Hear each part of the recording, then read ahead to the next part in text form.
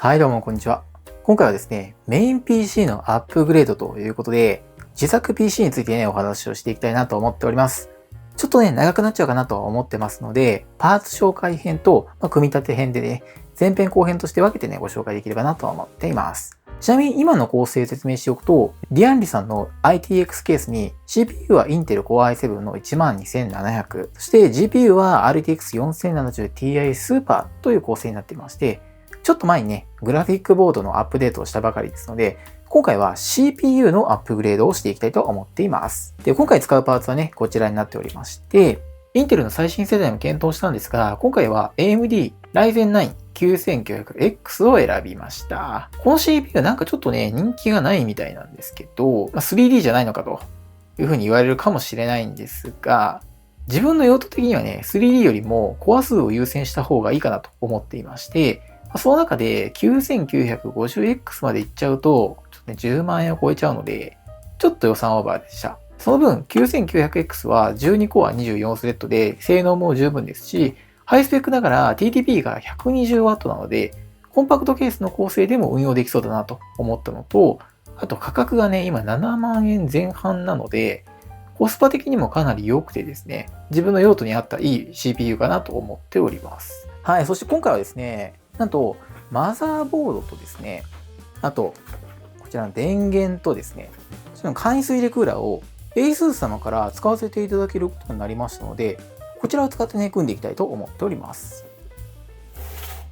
まずね、マザーボード。こちら。最新の ROG Strix X870i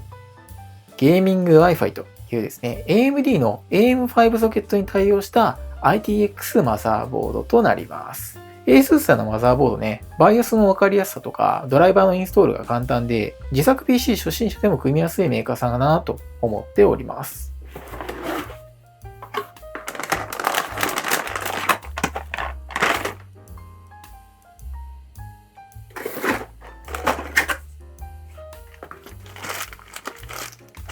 SATA ケーブルだったりとか、USB のスプレッドケーブル、Wi-Fi アンテナなんかもついていますね。FPS カードや ROG Hive 2という外付けアクセサリーが付属しています。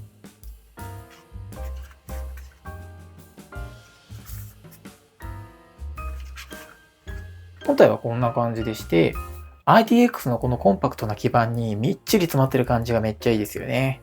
インターフェースは USB4 40Gbps のポートが2つ、USB Type-C の 10Gbps に対応したポートが1つ、USB Type-A が1、2、3、4、5、6、7、7ポートありまして、うち4つが 10Gbps に対応したポート、そしてうち3つが USB2.0 に対応したポートとなっています。HDMI ポートが1つ、Wi-Fi アンテナポートと 2.5GB の Ethernet ポートが1つ、BIOS のフラッシュバックボタンや CMOS クリアボタンなんかもありますね。映像系のポートが最小限になっていますが、USB4 が外部ディスプレイのサポートをしておりますので、最大 4K のディスプレイ接続も可能です。Wi-Fi は Wi-Fi 7に対応していまして、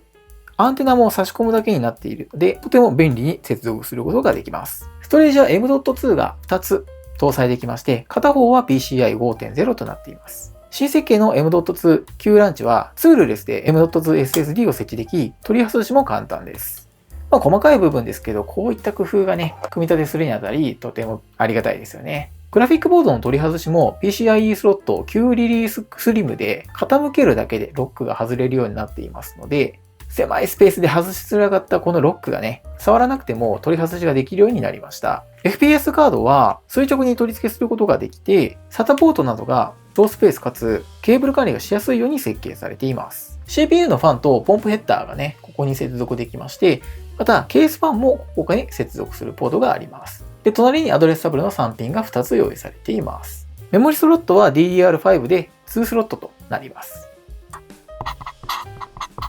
はい、そして CPU クーラーはこちらの 360mm の簡易水冷をね、使っていきたいと思います。LC-ARGB というクーラーでして、ARGB 対応のファンとカスタマイズできるインフィニティミラー搭載のヘッドがですね、綺麗に光ってくれる簡易水冷クーラーになります。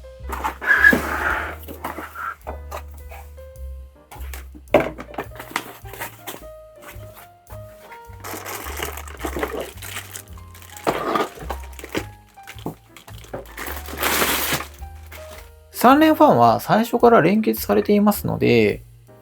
ファンケーブルと ARGB のケーブルがそれぞれね、これ1本で接続できるので、すごく嬉しい設計かなと思います。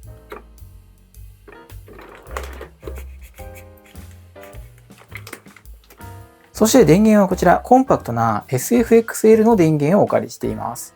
ROG ロキ SFXL850W のプラチナム電源となっていまして、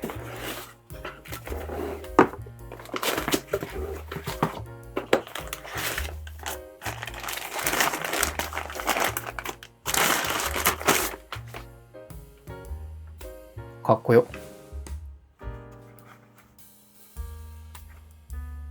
こちらのファンも ARGB が搭載で綺麗に光ってくれますし、モジュラ方式で必要なケーブルだけ接続できて便利ですし、なんと保証が10年となっている高品質な電源となっています。はい。そしてこれらをですね、設置するケースが、ディアンリさんの A3MATX のウッドエディションを選びました。マイクロ ATX とミニ ITX に対応しているケースなんですけれども、前回ね、ITX ケースを使っているんで、それと比べると一回り大きくなってしまっているんですが、もうね、見た目で決めちゃいました。前面のこのウッドパネルがマジでかっこよくてですね、同じくウッドパネルを採用しているフラクタルデザインさんのケースよりもですね、コンパクトでございまして、もうこれしかないなと思って購入しました。基本はね、メッシュパネルとなっていまして、ツールレスで取り外しが可能です。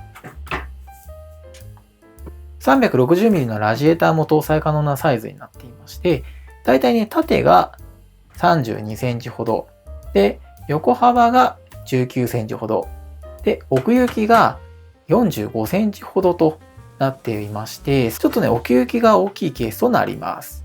ITX 基準でお話ししちゃってるんで、自分はちょっと大きく感じてしまうんですが、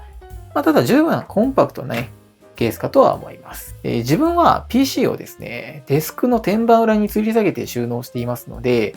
前面にインターフェースがあること、あと、ボトムがフラットなデザインになっているというところが、天板裏に収納するアタッチメントと相性がいいので、嬉しいポイントかと思っています。同封物はこんな感じで、各種アタッチメントが付いていますね。ATX 電源にも対応しているケースでして、また、結構幅広いので、大抵のグラボがね、搭載できるかと思いますので、かなり組みやすいケースになっているかなと思います。ファンやラジエーターはトップとボトム、あと、このパーツを使ってサイドにも設置することができます。ただね、電源の配置だったりとか、グラボの干渉も考えますと、ラジエーターはトップに設置するのがベストかと思います。で、グラフィックボードは最大ね、415mm までの長さに対応しますが、ATX 電源を使用する場合は、ラジエーターのパイプスペースを確保したりするために、少しね、下げて設置する必要があるので、その場合は、ここの部分が減ってしまって、最大 334mm となりますので注意してください。で、電源自体は、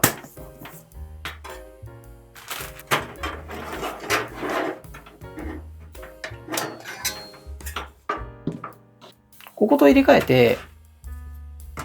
こういう感じで、サイドに設置することもできるんですけど、その場合はね、さらに対応するグラボが短くなりまして、最大ね、258mm となりますので、電源はね、基本、全面設置がね、基本になるんじゃないかなと思います。また、グラボの厚みに関しては、ボトムに 25mm のファンを設置するとですね、最大 61mm までとなりますので、グラボサイズはね、しっかりと確認して購入されることをお勧めします。空冷のクーラーは最大ね、165mm まで対応しているみたいなので、結構大きめの空冷も設置できると思います。でエアフロー的にも結構冷やしてくれそうなので、空冷も後日ね、試してみたいかなと思っています。ストレージはね、2.5 インチ弁が2つ。あと、ボトム部分に 3.5 インチベイが搭載できるようになっています。電源等のケーブルはちゃんとまとまっていまして、組みやすくなっていますが、ファンコントローラーとかがないのでね、増設ハブがあると便利かと思います。今回自分は ASUS TUF Gaming さんの ARGB とファンのハブがありましたので、こちらを購入してみました。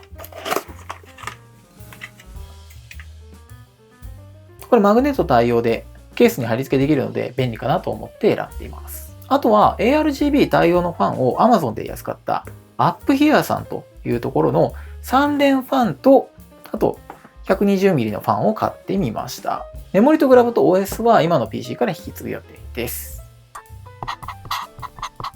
はい、ということで今回は Ryzen 9 9900X へのアップグレード、自作 PC のパーツ紹介でございました。次回に組み立て編をアップ予定でございますので、ぜひチャンネル登録、高評価よろしくお願いいたします。